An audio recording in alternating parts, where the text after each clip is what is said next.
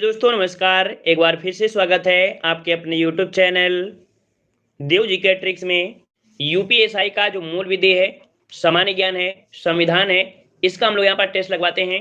और यहाँ पर कह सकते हैं कि क्लास के बाद यहाँ पर आपको कुछ क्वेश्चन लगभग 10 से 15 प्रश्न, मतलब एक प्रैक्टिस सेट होता है और उस प्रैक्टिस सेट के बाद 10 से 15 प्रश्न आपके सॉल्व करवा देते हैं जो आपके मूल विधि के हैं, आपके संविधान के हैं। ठीक है ना। तो डेली का डेली यहाँ पर क्लास लिया करिएगा, जिससे यहाँ पर कह सकते हैं वीडियो पूरा देखेंगे तो आपके यहाँ पर ज्यादा से ज्यादा क्वेश्चन आपको कंप्लीट होंगे। ठीक है, चलिए आवाज आ रही है, एक बार क्लियर कर दीजिए सभी लोग। आवाज आ रही है? चलिए आ रही है तो स्टार्ट करते हैं। राधे राधे, गुड इवनिंग सभी को। राधे राधे, गुड इवनिंग सभी को। राधे राधे। चलिए पहला प्रश्न आपके सामने दिया गया है, कह रहा है चांदी का सिक्का अर्थात जो टका है किसने चलाया था। चलिए जवाब दीजिए यहाँ पर, फटाफट जवाब देना है, फटाफट जवाब देना है और पूरे के पूरे यहाँ पर प्रयास करिए और बताइएगा कि आज के टेस्ट में आप लोगों ने कितना क्वेश्चन कवर किया है। ठीक है, चलिए तो भाई सबका जवाब आ रहा है, क्या बात है, सबके जवाब आ रहे हैं। चलिए बिल्कुल सही है।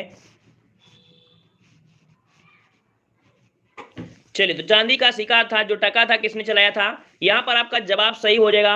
ऑप्शन राइट आपका यहाँ पर बन जाएगा। देखो कुतुबुद्दीन ऐबक है, इल्तुतमिश है, बलबन है और आपका कौन सा है यहाँ पर बहराम। मतलब आपका जवाब जो बनेगा वो आपका कौन सा बन जाएगा, तो आपके इल्तुतमिश ने चलवाया था। याद रखिएगा ऑप्शन बी हो जाएगा, इल्तुतमिश ने चलवाया था। ठीक है, इल्तुतमिश ने चलवाया था। ठीक है, अच्छा इसने एक दो के और भी थे, जैसे आपका जो आपका तांबे का है ना, याद रखिए चांदी का टाका था और तांबे का जीतल है ना, ये इसने ही चलवाया था। ठीक है, और आगे आते हैं, प्रश्न आपसे पूछा गया है, निम्नलिखित में से किस सिख गुरु ने अमृतसर की आधारशिला रखी थी। चलिए बताइए भाई यहाँ पर कि किस सिख गुरु ने अमृतसर की आधारशिला रखी थी।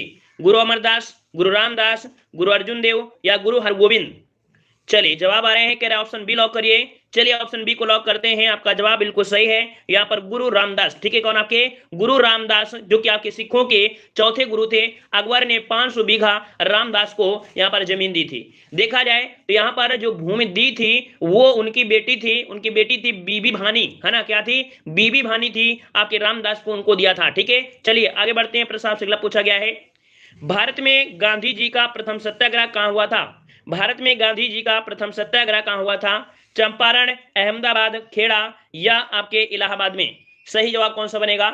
चलिए सही जवाब यहाँ पर आ रहे हैं, कह रहे हैं ऑप्शन राइट यहाँ पर ए हो जाएगा। चलिए बिल्कुल सही है, अगर आपने चुना है तो आपका जवाब बिल्कुल सही आ रहा है, यहाँ पर चंपारण में। ठीक है, चंपारण में इनका पहला सत्याग्रह हुआ था। और कब हुआ था, तो आपके 1917 में। कब होता भाई, तो आपके 1917 में, 1917 में आपका हुआ था। ठीक है ना। चलिए आगे आते हैं। आगे प्रश्न दिया गया है कि भारत की संविधान सभा की प्रारूप समिति के अध्यक्ष कौन थे। चलिए बताइए कि भारत की संविधान सभा की प्रारूप समिति के जो अध्यक्ष थे वो आपके कौन थे। K M Munshi, DP Khaitan, B R Ambedkar या टी कृष्णामाचारी। सही जवाब कौन सा बनेगा। चलिए सही जवाब यहाँ पर आ रहा है, ऑप्शन सी आ रहा है, सभी को ऑप्शन सी आ रहा है। बिल्कुल सही जवाब है, आपने चुना है, बिल्कुल सही है, आपके डॉक्टर बी आर अम्बेडकर, अर्थात ऑप्शन आपका सी आपका जवाब सही हो जाएगा। ठीक है ना। कुल मिला के देखा जाए तो प्रारूप समिति में कुल सदस्य कितने थे, तो आपके 7 थे है ना। अगर क्वेश्चन ये पूछा जाए कि डॉक्टर भीमराव अम्बेडकर को हटाने के बाद है ना, तब आपके यहाँ पर 6 बताना है। ठीक है ना, अगर इनको भी मिला देंगे तो अध्यक्ष को लगा के आपके 7 थे। अगले प्रश्न को आते हैं। प्रश्न आपसे अगला पूछा गया है, यार भारतीय संविधान का निम्नलिखित में से कौन सा अनुच्छेद विधि के समझ समानता का अधिकार संबंधित है। विधि के समझ समानता का जो अधिकार दिया गया है वो किस पर दिया गया है। विधि के अनुसार जो आपका कानून है वो सभी के लिए एक समान है, ये जो आपका उपबंध किया गया है वो कौन से आर्टिकल में दिया गया है। चलिए 45 को ऑप्शन आ रहे हैं, कह रहा ऑप्शन बी होगा। ऑप्शन बी होगा तो आपका जवाब बिल्कुल सही है, ऑप्शन बी ही आपका जवाब सही हो जाएगा। आर्टिकल 14, और आपको पता है मौलिक अधिकारों में जो समानता का अधिकार है वो आपके 14 से लेके 18 तक आपके दिए गए हैं, जिसमें से विधि के समझ आपका दिया गया है आर्टिकल 14 हो जाएगा। ठीक है ना। वहीं पर आपका आर्टिकल जो आपका 15 होता है, धर्म जाति लिंग भेदभाव जो आपका करना वो आपका इसमें दिया गया है। और आपका यहाँ पर अनुच्छेद 17 है, इसे अस्पष्टता उन्मूलन आपका भी कहा गया है ना। तो जवाब यहाँ पर हो जाएगा कौन सा, यहाँ पर आपका बी हो जाएगा। आगे बढ़ते हैं। प्रश्न आपसे अगला है, भारत में किस प्रकार का लोकतंत्र है। चलिए बताइए भारत में जो लोकतंत्र है वो कैसा है, प्रत्यक्ष है, राष्ट्रपति का है, प्रतिनिधियों का है या तानाशाही का है। चलिए भाई कौन सा जवाब बनेगा, कौन सा जवाब बनेगा। चलिए बहुत अच्छे यहाँ पर जवाब आ रहे हैं, कह रहे हैं। चलिए 46 नंबर, 46 नंबर। तो यहाँ पर देखो भारत में किस प्रकार का लोकतंत्र है? लोकतंत्र पूछा है ना, मतलब है भारत में जनता द्वारा चुने जाते हैं। क्या चुने जाते हैं? जनता के द्वारा चुने जाते हैं। और कौन चुने जाते हैं? प्रतिनिधि। यहां पर आपका जवाब हो जाएगा कौन सा? सी हो जाएगा कि जो भारतीय संविधान है वो जनता द्वारा चुने गए प्रतिनिधियों का एक लोकतंत्र है ना, एक तंत्र आपका है। वयस्क मताधिकार, जो कि आपके समय के अनुसार आपके चुनाव वगैरह होते रहते हैं, है ना, तो आपका जवाब हो जाएगा कौन सा? यहाँ पर आपका सी हो जाएगा। आगे बढ़ते हैं, प्रश्न आपसे अगला पूछा गया है, भारत के राष्ट्रपति को उसके पद से कौन हटा सकता है? भारत के राष्ट्रपति को उसके पद से कौन हटा सकता है? 47 का ऑप्शन कौन सा बनेगा? चलिए 47 नंबर दिया गया है। तो देखो भारत को राष्ट्रपति को उसके पद से कौन हटा सकता है? तो आपको पता है कि यहाँ पर आपका महाभियोग है ना, क्या होता है? महाभियोग होता है, जो आर्टिकल 61 में होता है, जिसमें से संसद यहाँ पर हटा सकती है। संसद में दोनों सदन आपके होते हैं, लोकसभा और आपके राज्यसभा होते हैं। जब दोनों ही सदन से 2/3 बहुमत पारित हो जाता है, वहां पर आपका महाभियोग प्रक्रिया आपकी हो गई। मतलब यहाँ पर आपके राष्ट्रपति को उसके पद से हटना पड़ेगा। ठीक है, आगे बढ़ते हैं, प्रश्न आपसे अगला पूछा गया है। यहाँ पर कह रहा है लोकसभा की बैठक आयोजित करने के लिए न्यूनतम कितनी संख्या उपस्थित होनी चाहिए? लोकसभा की यहाँ पर अगर बैठक होना है तो उसके लिए कितने सदस्य होना जरूरी है? चलिए यहाँ पर जवाब देना है, कौन सा जवाब हो जाएगा और कौन जवाब इसका पहले देगा? प्रयास करिए कितनी स्पीड में आप जवाब देते हैं, और स्पीड में जवाब देंगे तभी आपको लगेगा कि नहीं हमने कुछ सीखा है ना। हमारे देने के बाद अगर आप देते हैं जवाब तो ये समझो कि भैया होगा कि आपको हिंट मिल गई है, तब आपको याद आया है ना। चलिए तो यहाँ पर आपका 48 का ऑप्शन आपका बनेगा, ऑप्शन राइट आपका बी। यहाँ पर याद रखिए कुल संख्या का 10वां भाग होता है। कितना होता है? कुल संख्या का 10वां भाग होगा तभी आपकी यहाँ पर बैठक आपकी होगी। और ये 1/10 भाग होता है, इसे ही गणपूर्ति कहते हैं। क्या बोलते हैं? गणपूर्ति कहते हैं। और इसे ही हम लोग कोरम भी कहते हैं। अभी कभी कभी क्वेश्चन पूछ लेता है कोरम क्या होता है, तो यहाँ पर 1/10 जो आपकी उपस्थित होने की संख्या होती है उसे कोरम या गणपूर्ति कहते हैं। ठीक है ना। आगे बढ़ते हैं, प्रश्न आपसे पूछा गया है ब्रह्मांड के अध्ययन को क्या कहते हैं? ब्रह्मांड के अध्ययन को क्या कहा जाता है? चलिए यहाँ पर जवाब दीजिए, ब्रह्मांड के अध्ययन को क्या कहते हैं? कॉस्मोलॉजी, एस्ट्रोलॉजी, सेस्मोलॉजी या लिम्नोलॉजी? चलिए 49 नंबर में जवाब दीजिए। चलिए देखिए यहाँ पर दिया है ब्रह्मांड के अध्ययन, और ब्रह्मांड के अध्ययन को बोलते हैं कॉस्मोलॉजी, है ना। कॉस्मोस मतलब क्या होता है? ब्रह्मांड ही तो होता है। तो कॉस्मोलॉजी ये खगोल विज्ञान की एक शाखा है ना। इसमें ब्रह्मांड से जुड़ी हुई जो अभी वस्तु होती है उनका अध्ययन इसी में आपका किया जाता है। ठीक है ना, याद रहेगा ना। चलिए आगे आते हैं, प्रश्न आपसे अगला पूछा गया है निम्नलिखित में से कौन सी रेखा भारत के लगभग आधे हिस्से से होकर गुजरती है? भारत के लगभग आधे हिस्से से होकर गुजरने वाली यह आपकी कौन सी रेखा है?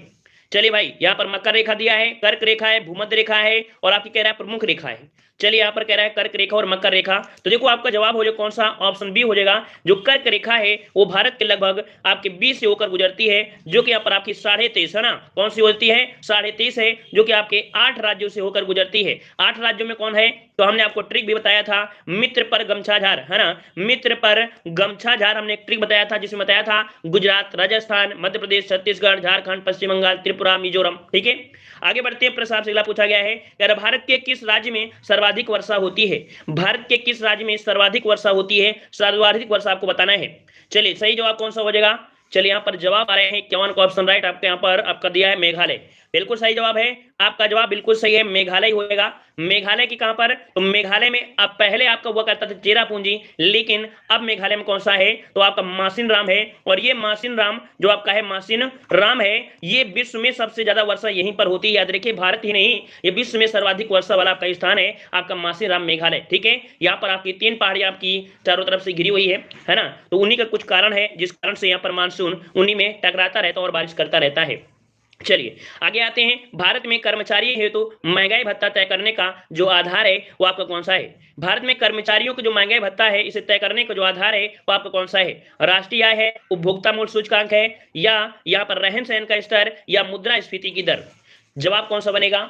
चलिए सही जवाब कौन सा हो जाएगा? यहाँ पर 52 का ऑप्शन दे रहे हैं, ऑप्शन बी बिल्कुल सही जवाब है। यहाँ पर ऑप्शन आपका बी हो जाएगा, उपभोक्ता मूल्य सूचकांक आपका जवाब बिल्कुल सही हो जाएगा। उपभोक्ता मूल्य सूचकांक इसे बोलते हैं CPI, है ना। ऑप्शन आपका बनेगा यहाँ पर बी नंबर। आगे आते हैं, प्रश्न आपसे अगला पूछा है, जो लोग पहली बार जुड़ रहे हैं वीडियो को लाइक जरूर करिएगा, है ना। चैनल को जरूर सब्सक्राइब करिए। यहाँ पर आपको क्लासें दी जा रही हैं शाम को 5 बजे।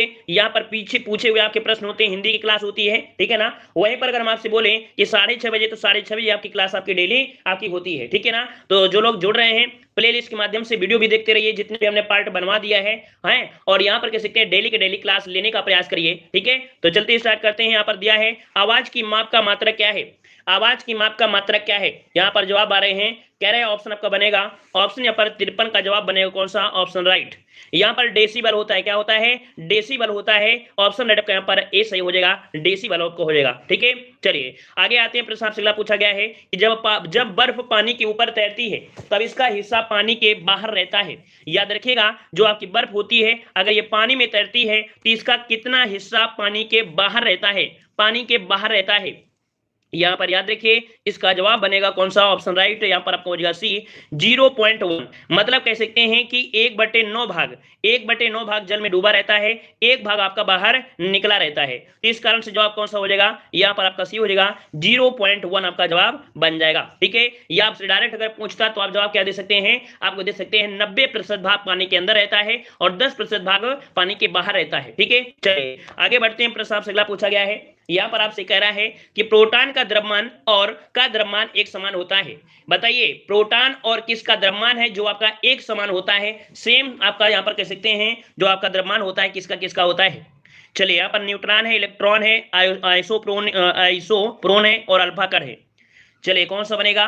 तो यहाँ पर आपका जवाब आ रहा है न्यूट्रॉन और प्रोटॉन। बिल्कुल सही है, न्यूट्रॉन और प्रोटॉन इनके जो द्रव्यमान होते हैं बिल्कुल आपके सेम होते हैं। आपका जवाब यहाँ पर ए बिल्कुल सही हो जाएगा। याद रखिए, इनका जो द्रव्यमान होता है वो कितना होता है? 1.672 इंटू 10 के पावर -27 केजी आपका होता है, इतना होता है। ठीक है, याद रखिएगा, इसका भी नोट कर लीजिएगा कहीं पर। अगला क्वेश्चन दिया है, कवकों के अध्ययन को क्या कहते हैं? कवकों के अध्ययन को क्या कहते हैं? कवक का अध्ययन जो होता है वो किससे जुड़ा होता है? चलिए, साइटोलॉजी, मायोलॉजी, माइकोलॉजी या न्यूरोलॉजी? चलिए जवाब आ रहे हैं यहाँ पर सी नंबर आ रहा है, बिल्कुल सही आपने चुना है। यहाँ पर कवकों के अध्ययन को बोलते हैं माइकोलॉजी। क्या बोलते हैं? माइकोलॉजी होता है, माइकोलॉजी होता है। ठीक है ना, चलिए आगे बढ़ते हैं। प्रश्न आपसे पूछा गया है कि क्लोरोफिल में क्या होता है? क्लोरोफिल में क्या पाया जाता है? चलिए भाई, क्लोरोफिल में क्या पाया जाता है? यहाँ पर क्लोरोफिल जो आपके कह सकते हैं प्रकाश संश्लेषण में, है ना, आपकी मैग्नीशियम नमक तत्व होता है। याद रखिए, पत्तियों में जो आपका होता है वो आपका मैग्नीशियम नमक तत्व होता है। ठीक है, मैग्नीशियम नामक तत्व पाया जाता है। पौधों में उपस्थित आपका होता है जो क्लोरोफिल की सहायता से प्रकाश संश्लेषण की प्रक्रिया में क्या होता है? संपन्न होता है ना। तो यहाँ पर जवाब हो जाएगा कौन सा? ऑप्शन नंबर आपका डी सही हो जाएगा। ठीक है ना। अच्छा, अगर ये पूछे कि अगर पत्तों में कौन सी चीज की कमी हो जाती है? पत्तों में कौन सी चीज की कमी हो जाती है जिसके कारण पत्ते पीले हो जाते हैं? पत्ते पीले हो जाते हैं क्यों? क्योंकि भैया इसमें उपस्थित क्या था? मैग्नीशियम ही तो उपस्थित था, तभी तो क्लोरोफिल कर ले पा रहा था ना। अब मैग्नीशियम की कमी हो गई तभी तो पत्ते पीले हो गए थे। तो अब ये भी याद रखना है कि मैग्नीशियम की कमी के कारण ही आपके जो पत्ते होते हैं वो आपके पीले हो जाते हैं। ठीक है ना, याद रहेगा। चलिए आगे बढ़ते हैं। प्रश्न आपसे अगला है, दशमलव संख्या 101 को द्विपदी में परिवर्तित करना है। इसे द्विपद में परिवर्तित करना है, इसे तोड़ना होता है। और हमने आपको बताया भी था कि कुछ नहीं, बस इसको भाग देते रहना है। यहाँ पर जैसे आपका 101 है ना, यहाँ पर 2 से भाग दीजिए। जब 2 से भाग देंगे तो यहाँ पर आपका 50 होगा, यहाँ पर 1 बचेगा कि नहीं बचेगा, है ना। यहाँ पर 2 से भाग दोगे फिर यहाँ पर आपका 25 बचेगा, यहाँ पर पूरा भाग चला गया, मतलब 0 हो जाएगा। ठीक है, फिर 2 से भाग दोगे यहाँ पर क्या हो जाएगा? 12 बच जाएगा। फिर आपके पास ऑप्शन आपका 1 बच जाएगा। ठीक है ना, फिर 2 से भाग दोगे यहाँ पर पूरा चला जाएगा, 0 हो जाएगा। फिर यहाँ पर 2 से भाग दोगे, है ना, जब 2 से भाग दोगे तो यहाँ पर कह सकते हैं आपका बचेगा 3, मतलब यहाँ पर 1 बच जाएगा। कुल मिलाकर यहाँ पर 1 0 1 0 0 1 आपका हो जाएगा। और इस संख्या क्या होता है? क्रम में उल्टा कर दो। जब उल्टा कर दोगे तब आपके सामने बनेगा कौन सा? यहाँ पर बनेगा ए नंबर आपका हो जाएगा। ठीक है, ये हमने आपको बता दिया है और डेली नहीं बताएंगे, है ना, क्योंकि हर जब क्वेश्चन आता है तो ऐसे क्वेश्चन में बताने में समय होता है। एक बार पढ़ लीजिए, समझ लीजिए।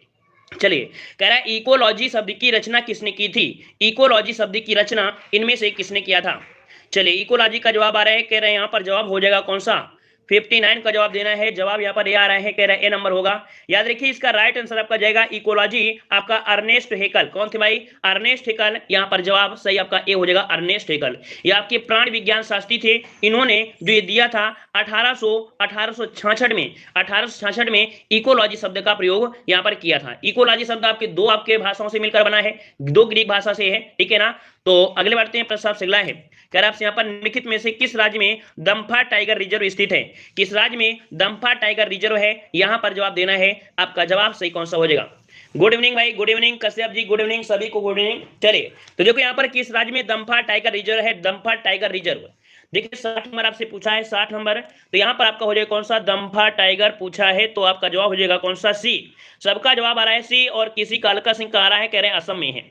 भाई असम में नहीं है, याद रखिए ये पड़ता है आपके कहां पर, मिजोरम में पड़ता है, ठीक है। इसका राइट आंसर आपका जाएगा कहां पर, सी हो जाएगा, मिजोरम में पड़ता है, ठीक है। और अगर हम आपसे बोले ये टाइगर रिजर्व इसे कब घोषित किया गया था, तो ये टाइगर रिजर्व घोषित किया गया था 1994 में, ठीक है। 1994 में इसे टाइगर रिजर्व आपका घोषित किया गया था, ठीक है। आगे बढ़ते हैं, प्रश्न पूछा गया है, यहाँ पर आपसे कह रहा है एक जिले में सामान्य प्रशासन का प्रमुख होता है, एक जिले में सामान्य प्रशासन का जो मेन होता है, प्रमुख होता है, वो आपका कौन सा होता है। चलिए यहाँ पर आपका 61 का ऑप्शन आपका आया है, सी नंबर, यहाँ पर जिलाधिकारी होता है, ऑप्शन सी हो जाएगा, जिलाधिकारी बन जाएगा, ठीक है। आगे बढ़ते हैं, प्रश्न आपसे अगला पूछा गया है, सूचना का अधिकार कब लागू हुआ, सूचना का अधिकार कब लागू हुआ, यहाँ पर जवाब कौन सा बनेगा। चलिए यहाँ पर दिया है सूचना का अधिकार, हमने ये वाला टॉपिक आपको पूरा कवर करा दिया है, सूचना का अधिकार वाला, है ना।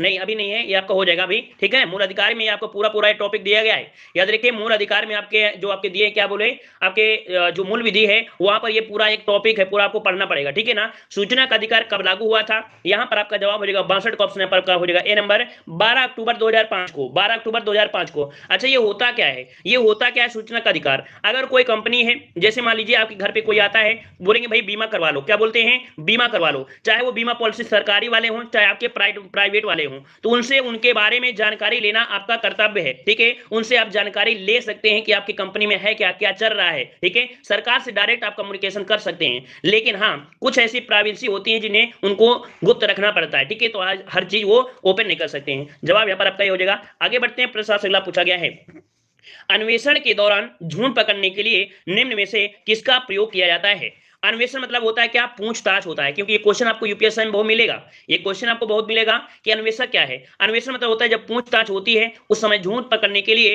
इनमें से किसका प्रयोग किया जा सकता है। Narco test, brain mapping test, polygraphy test या उपरोक्त सभी। जवाब कौन सा बनेगा, तो जवाब हो जाएगा ऑप्शन राइट आपका यहाँ पर डी। याद रखिए इन सभी का प्रयोग झूठ पकड़ने के रूप में किया जाता है, लेकिन हम आपको बता दें कि ये जो आपका प्रणाली है सभी पर लागू नहीं होती है। जब तक यहाँ पर राष्ट्रपति यहाँ पर सहमत नहीं होते हैं, राष्ट्रपति के द्वारा ऑर्डर नहीं मिलता है, तब तक किसी पर यह टेस्ट आपका नहीं कराया जाता है। मैक्सिमम आप देखते होंगे जो आतंकवादी होते हैं उन पर भी इतनी जल्दी से नार्को टेस्ट नहीं कराया जाता है, ठीक है ना। तो याद रखिए ये आपके कह सकते हैं ऑर्डर मिलने के बाद ही ऐसे टेस्ट आपके किए जाते हैं। जैसे अभी आपने देखा था रिया चक्रवर्ती, शायद उस पर भी आपका टेस्ट आपका कराया गया था, ठीक है ना। तो यहाँ पर कैसे कराने के लिए बोला गया था, लेकिन उसमें सहमति नहीं हुई थी ना, कराने के लिए बोला गया था लेकिन सहमति नहीं हो पाई थी, इसलिए आपका है, ठीक है। जवाब यहाँ पर डी हो जाएगा। अगला प्रश्न आपका दिया है, चरकुला प्रमुख लोक नृत्य है, चरकुला प्रमुख लोक नृत्य है, ये आपके कहाँ का नृत्य है यहाँ पर बताना है।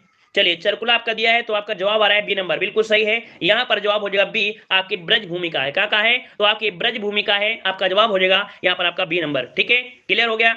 चलिए और आगे आते हैं, प्रश्न आपसे अगला पूछा गया है, कह रहे निम्नलिखित जिलों का भौगोलिक क्षेत्रफल की दृष्टि से सही आरोही क्रम कौन सा है, सही आरोही क्रम इनमें से कौन सा है। चलिए बाराबंकी, गौतम बुद्ध नगर, मिर्जापुर और आपका यहाँ पर सोनभद्र।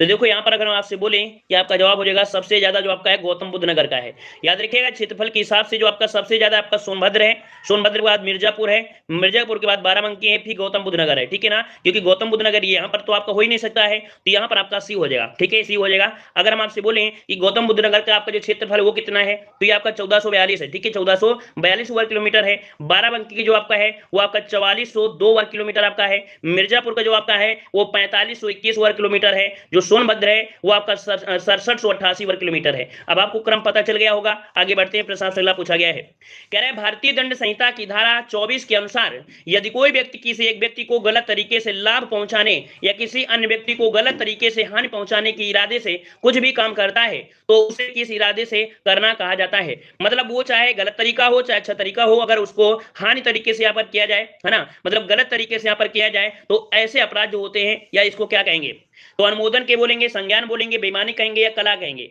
तो यहाँ पर आप जवाब दोगे बेईमानी हुई है, क्या हुई, चीटिंग हुई आपके साथ, चीटिंग हो जाएगा, ऑप्शन आपका यहाँ पर सी हो जाएगा बेईमानी, ठीक है। आगे बढ़ते हैं, प्रश्न आपसे अगला पूछा गया है, कह रहा भारतीय दंड संहिता की धारा 375 और 376 के विषय में जो कहा गया है, किसके विषय में कहा गया है। आपकी भारतीय दंड संहिता 375 और आपका यहाँ पर कौन सा है, तो आपका 376 है। इसमें से किसके बारे में बोला गया है, तो ये बोला गया है बलात्कार सहित पूरे यौन अपराध के लिए, ठीक है, किसके लिए? बलात्कार सहित बलात्कार सहित दूसरे यौन अपराध के लिए यहाँ पर आपका प्रावधान किया गया है। आपका जवाब हो जाए कौन सा? बी। आपने देखा भी होगा, बोलते हैं अब इसको ऊपर धारा 376 लग जाएगी, है ना, डायरेक्ट आपने सुना होगा कि इस पर धारा 76 लगेगा। बलात्कार की जो परिभाषा दी गई है, वो आपकी 375 में आपकी दी गई है, ठीक है ना। इसमें से परिभाषा में देखा जाए तो कई प्रकार से यहाँ पर वर्णन किया गया है बलात्कार में, कि उस स्त्री की इच्छा के विरुद्ध हुआ हो, उस स्त्री के संपत्ति के बिना हुआ हो, सहमत के बिना हुआ हो, उस स्त्री के सम्मत से ऐसा मतलब ऐसा होता है कि उसकी बिना इच्छा से अगर ऐसा होता है तो ऐसी धाराएं आपकी लागू हो सकती हैं। चलिए आगे बढ़ते हैं, प्रश्न आपसे अगला पूछा गया है। चलिए, यदि एक लोक सेवक अनुसूचित जाति या अनुसूचित जनजाति से संबंधित अपने कर्तव्य की उपेक्षा करता है तो उसे अनुसूचित जाति और अनुसूचित जनजाति अर्थात जो अत्याचार निवारण है अधिनियम की धारा 4 के तहत अधिकतम कितनी अवधि के लिए दंडित किया जा सकता है? ऐसी स्थिति में वो आपका कह सकते हैं जो दंडित किया जाएगा ये कितने आपके समय के लिए किया जाएगा? तो यहाँ पर आपका जवाब सही हो जाएगा 68 नंबर का सी। यहाँ पर 12 महीने तक उसे दंड का प्रावधान किया जा सकता है, ठीक है। ऑप्शन का हो जाएगा कौन सा? यहाँ पर आपका हो जाएगा आपका 12 हो जाएगा, मतलब 6 माह से कम तो हो ही नहीं सकती है, 6 माह से कम हो ही नहीं सकती है अगर वो अपने कर्तव्य की उपेक्षा करता है, ठीक है। ऐसा आगे बढ़ते हैं, प्रश्न आपसे पूछा गया है इस यातायात प्रतीक का नाम क्या है? ये जो आपका यातायात है इसका प्रतीक का जो नाम है वो आपका कौन सा हो जाएगा? चलिए यहाँ पर जवाब देना है, यहाँ पर देना है। चलिए तो यहाँ पर आपका जवाब दीजिए भाई, इसका प्रतीक जो प्रतीक चिन्ह है किसका है? चलिए यहाँ पर कह रहे हैं 69 का बी है, रुकिए, कह रहे हैं रुकिए भाई रुकिए। तो आपका जवाब बिल्कुल सही है। याद रखिए ये जो प्रतीक होता है ये प्रतीक होता है रुकिए का होता है, ठीक है। किसका होता है? रुकिए का होता है। यहाँ पर आपका बी सही हो जाएगा, रुकिए, ठीक है। आगे बढ़ते हैं, प्रश्न आपसे अगला पूछा गया है। हमने यहाँ पर एक वीडियो बना भी दिया था, उसको देख लीजिएगा, नहीं तो एक क्लास फिर से पढ़ा देंगे, उसको भी कर सकते हैं, ठीक है। चलिए अगला क्वेश्चन आपका दिया है कि सूचना का अधिकार अधिनियम के प्रावधानों के तहत भारत का कोई भी नागरिक से जानकारी अनुरोध कर सकता है। अभी देखो हमने बताया था सूचना के अधिकार का क्वेश्चन है ना, जो कि आपके यहाँ पर जवाब हो जाएगा 70 वाले में। तो आपका जवाब 70 में होगा कि सूचना का अधिकार अधिनियम के तहत प्रावधान है और इसके तहत प्रावधान किया गया है कि भारत का कोई भी नागरिक लोक प्राधिकरण से जानकारी का अनुरोध कर सकता है, मतलब किसी से भी जानकारी लेने का हक है इसे। तो जवाब यहाँ पर कौन सा हो जाएगा? लोक प्राधिकरण। क्यों? क्योंकि जो भी कंपनी होती है, कोई भी होता है, वो आपके यहीं से होते हैं, लोक प्राधिकरण, ठीक है। चलिए आगे आते हैं, सर आए हैं पढ़ने। चलिए आगे बढ़ते हैं, प्रस्ताव से अगला दिया गया है, कह रहा है किसी जनहित याचिका मामले में न्यायालय द्वारा किसी समिति की नियुक्ति के संदर्भ में निम्नलिखित में से कौन सा सही है? मतलब यहाँ पर न्यायालय के द्वारा समिति की नियुक्ति है और इसमें से देखा जाए जो जनहित मामला होता है तो इसके बारे में क्या है? चलिए पढ़ लेते हैं, पढ़ेंगे तभी समझ में आएगा, है ना, क्योंकि मूल विधि है, थोड़ा आपको भी यहाँ पर सब्र करना पड़ेगा, है ना। चलिए तो कह रहे हैं न्यायालय मामले के लिए एक समिति अथवा आयुक्त को नियुक्त कर सकता है ताकि उस मामले की छानबीन करे और रिपोर्ट जमा करे, ठीक है। दूसरा पॉइंट आपसे यहाँ पर पूछा गया है कि समिति अथवा आयुक्त को यह अधिकार भी दिया जा सकता है कि वह शिकायतों का संज्ञान ले और उन्हें जनहित में निपटाए। मतलब ये दोनों जो पॉइंट है कहीं ना कहीं पॉइंट है आपके दोनों ही सही हैं, ठीक है। दोनों ही पॉइंट आपके यहाँ पर सही हैं, ऑप्शन का डी सही हो जाएगा, ठीक है। आगे बढ़ते हैं, प्रश्न आपसे अगला पूछा गया है कि इंदिरा साहनी निर्णय के रूप में बहुचर्चित जनहित याचिका मामले को ऐतिहासिक माना जाता है। आपसे डायरेक्ट क्वेश्चन पूछा जाएगा कि इंदिरा साहनी निर्णय का संबंध किस याचिका से है, किस याचिका से है, ये क्वेश्चन आपसे पूछा जाएगा, ठीक है ना। तो यहाँ पर याद रखिएगा इसका संबंध आपको डायरेक्ट पढ़ लेना है, क्योंकि ऑप्शन में अगर जाएंगे तो थोड़ा सा कंफ्यूज हो सकते हैं, लेकिन डायरेक्ट पढ़िएगा कि जो आपकी इंदिरा साहनी जनहित याचिका है इसमें से हुआ था कि अदालतों ने सरकारी नौकरियों में पिछड़े वर्गों के लिए आरक्षण के औचित्य और जरूरत को स्वीकार किया गया है। तो इंदिरा साहनी का जो संबंध था ये इसके बारे में संबंध दिया गया था, तो इसका जवाब कौन हो जाएगा? सी नंबर आपका सही हो जाएगा, ठीक है। चलिए आगे आते हैं, प्रस्ताव से अगला है, प्रस्ताव से अगला दिया है, कह रहा है संविधान के अनुसार सिविल सेवकों के संबंध में निम्न से कौन सा सही है? जो आपके सिविल सेवक होते हैं, है ना, ये नाम है गुरुजी एग्जाम सेंटर। चलिए भाई यहाँ पर कह रहा है संविधान के अनुसार सिविल सेवकों के संबंध में निम्न में से कौन सा कथन सही है? जो सिविल सेवक होते हैं इनके बारे में जो प्रावधान है तो दिया गया है कि अनुच्छेद 311 में अखिल भारतीय सिविल सेवाएं शाखाओं की स्थापना के संबंध में वर्णन किया गया है। मतलब यहाँ पर जो आपका ये दिया है इसके बारे में दिया गया है, ठीक है ना। दूसरा दिया गया है संविधान का अनुच्छेद 312 उन्हें राजनीतिक रूप से प्रेरित और प्रतिहिंसाशील कार्यवाही से बचाता है। यहाँ पर कह रहा है दोनों सही हैं या गलत है, कौन सा आपका हो जाएगा?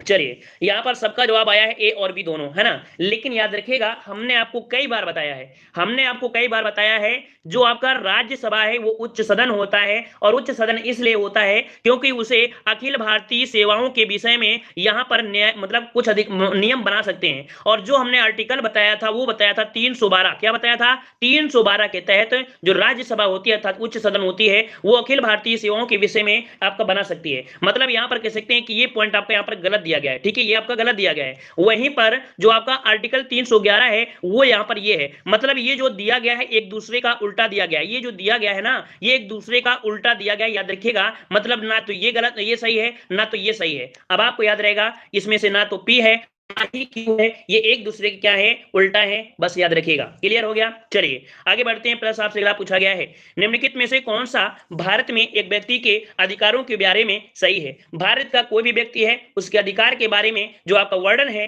वो किस प्रकार से है, मतलब क्या सही है क्या गलत है? यहां पर देखिए तो कह रहा है कि यदि किसी व्यक्ति का मौलिक अधिकार का उल्लंघन होता है तो संविधान कहता है कि पीड़ित व्यक्ति उच्च न्यायालय या सर्वोच्च न्यायालय में जा सकता है। देखो ये पॉइंट आपका बिल्कुल सही है, क्योंकि बोला गया था कि अगर आपके मौलिक अधिकार का हनन होता है तो आप सुप्रीम कोर्ट में जा सकते हैं आर्टिकल 32 के तहत, और हाई कोर्ट जा सकते हैं आपके 226 के तहत। मतलब पहला पॉइंट आपका सही है। दूसरा दिया है कि यदि किसी व्यक्ति के कानूनी अधिकार का उल्लंघन होता है तो वह एक सामान्य न्यायालय में भी जा सकता है, मतलब ये भी पॉइंट आपका सही है। तो यहां पर कह सकते हैं कि पी और क्यू दोनों ही पॉइंट आपके यहाँ पर सही हो जाएंगे। क्लियर हो गया? आगे बढ़ते हैं। प्रश्न आपसे अगला पूछा गया है, चलिए यहाँ पर आपका देखो हमने एक टेस्ट पेपर कंप्लीट किया, अब यहाँ पर क्वेश्चन आ गए हैं जो कि हमने बताया था कि हम डेली का डेली यहाँ पर जो टेस्ट कंप्लीट कराते हैं उसमें लास्ट के 10 से 12 क्वेश्चन हम आपके मूल विधि के ऐड कर देते हैं, ठीक है ना? तो क्वेश्चन यहाँ पर दिया गया है कि घरेलू हिंसा से संबंधित केंद्र व राज्य सरकार के कर्तव्य निर्धारित है।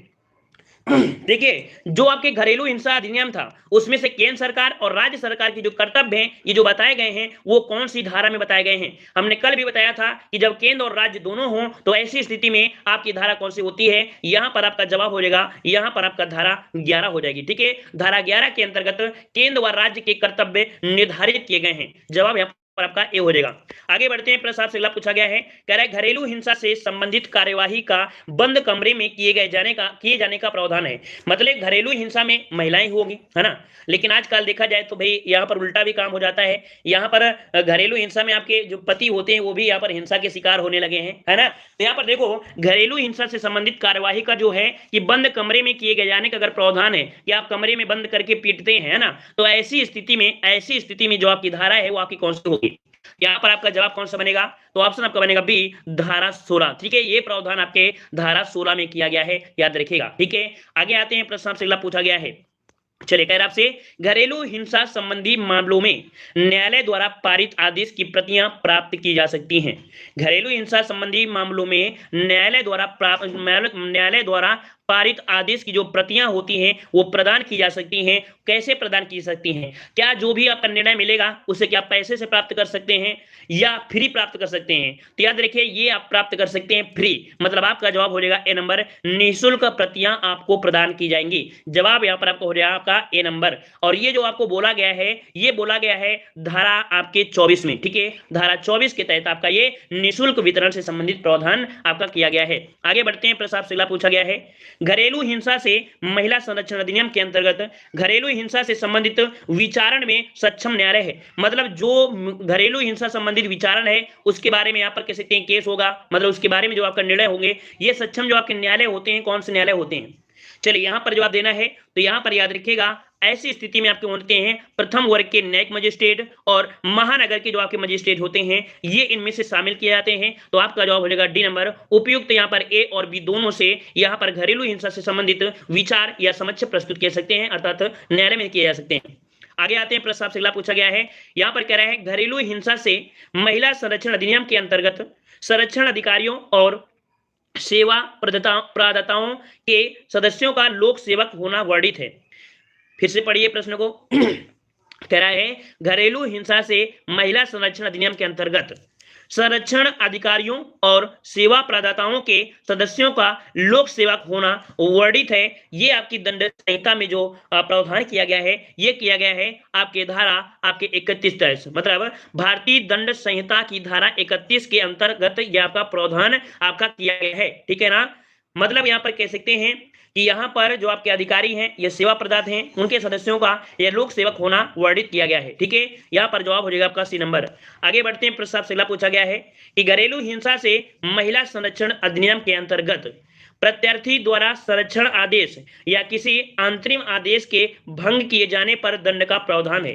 यदि याद करिए, ऐसी स्थिति में संरक्षण आदेश है या अंतरिम आदेश के तहत आपका भंग करते हैं, ऐसी स्थिति में जो आपका दंड का प्रावधान किया गया है, तो कितना दंड आपको हो सकता है, कितना दंड आपको हो सकता है, याद रखिएगा। यहां पर आपको 1 वर्ष का कारावास भी हो सकता है, या कह सकते हैं 20,000 का आपका अधिक से अधिक जुर्माना भी हो सकता है। ठीक है, अगर आप प्रत्यार्थी द्वारा संरक्षण आदेश की उपेक्षा करते हैं या अंतरिम संरक्षण आदेश को भंग करते हैं, उनके द्वारा किए गए आदेश, मतलब कि कोर्ट ने दिया कि आप ऐसा नहीं करोगे, और अगर आप ऐसी स्थिति में भी अभी भी अगर ऐसा कर रहे हो, तो ऐसी स्थिति में 1 साल का कारावास हो सकता है और 20,000 का जुर्माना भी अधिकतम हो सकता है। ठीक है, दोनों भी आपके किए जा सकते हैं। आगे बढ़ते हैं, प्रश्न आपसे अगला पूछा गया है।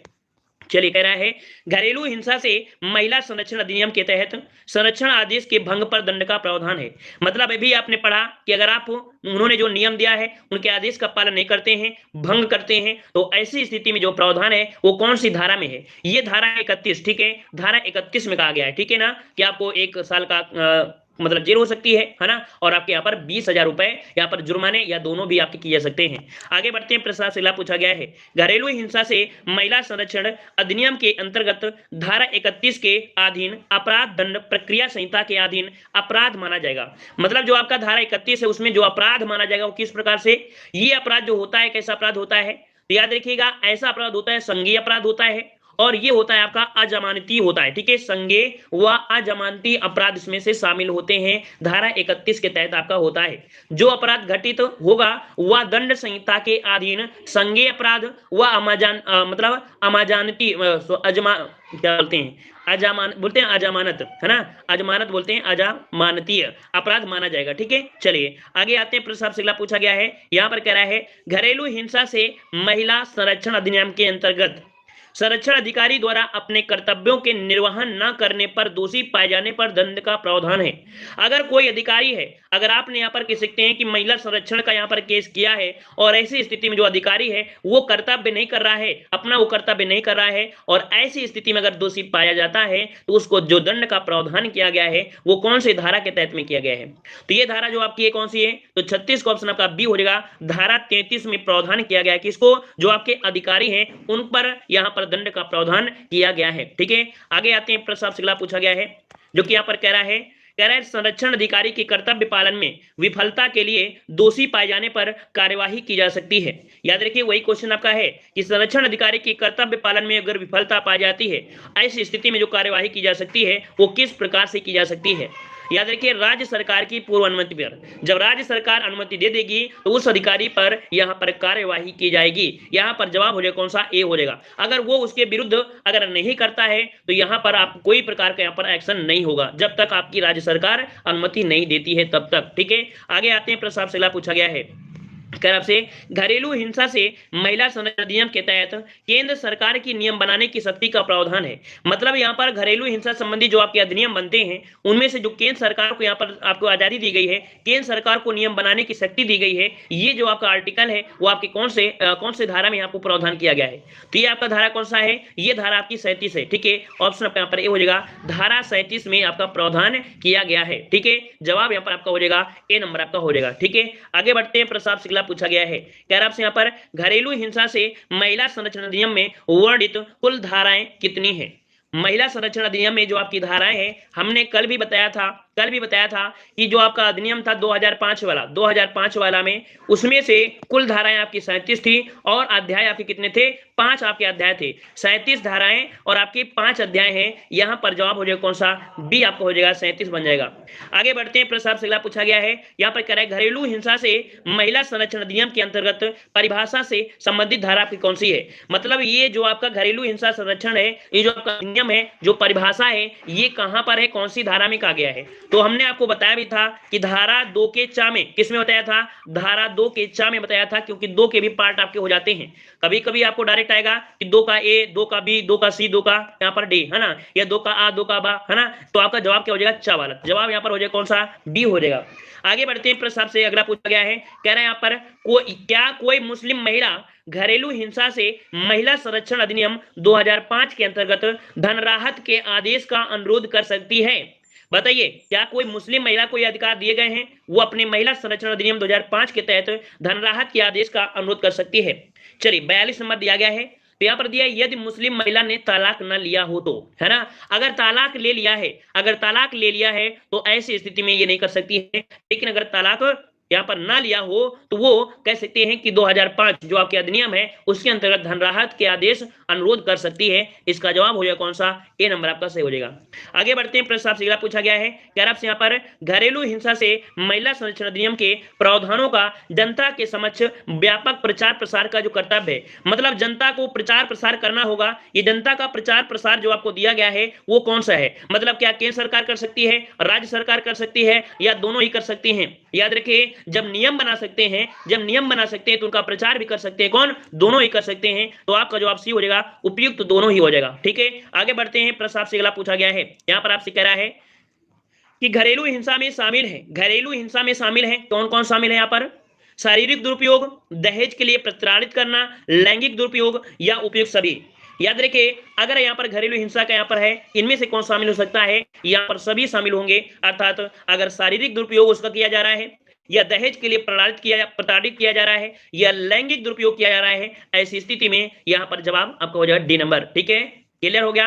आगे बढ़ते हैं, प्रश्न आपसे अगला पूछा गया है, कह रहे घरेलू हिंसा अधिनियम के अंतर्गत सुरक्षा आदेश होता है, घरेलू हिंसा अधिनियम के अंतर्गत सुरक्षा जो आदेश होता है, तो भाई उनकी सुरक्षा का जो आदेश होता है वो किसके द्वारा पारित किया जाता है, ये आदेश जो पारित किया जाता है किसके द्वारा होता है, जो आपका मजिस्ट्रेट कह देगा। ठीक है, जो मजिस्ट्रेट कह देगा, मजिस्ट्रेट के द्वारा जो आपका पारित होता है उसके द्वारा आपका होगा। ठीक है ना, यहाँ पर जवाब आपका हो जाएगा मजिस्ट्रेट के द्वारा पारित, यहाँ पर धारा आपके 21 के अनुसार यहाँ पर बोला गया है। ठीक है, तो जवाब इसका आपका ए सही हो जाएगा। ठीक है, इसमें से आपका ए शामिल होगा। ठीक है, ठीक है ना।